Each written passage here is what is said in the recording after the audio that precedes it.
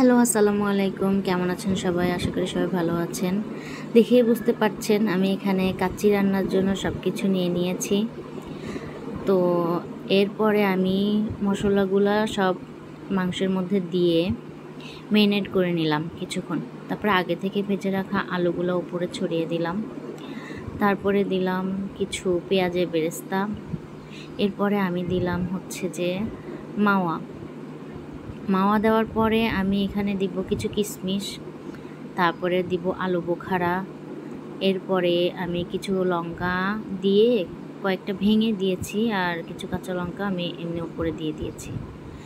এরপরে তো আমি চালগুলো সব সিদ্ধ করে নিয়ে উপরে দিয়ে আবার কিছু বেরেস্তা, কিশমিশ, আর এখানে আমি টেস্টিং সল্ট, দুধ আর ঘি মিশিয়ে যে রেখেছিলাম সেটা দিয়ে দিলাম, আর জাফরান মেশানো দুধটাও দিয়ে দিলাম।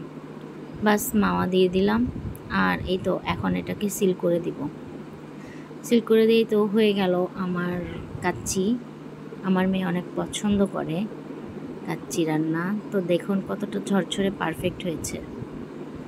Friday special kacchi. এই তো সবাই দেখুন।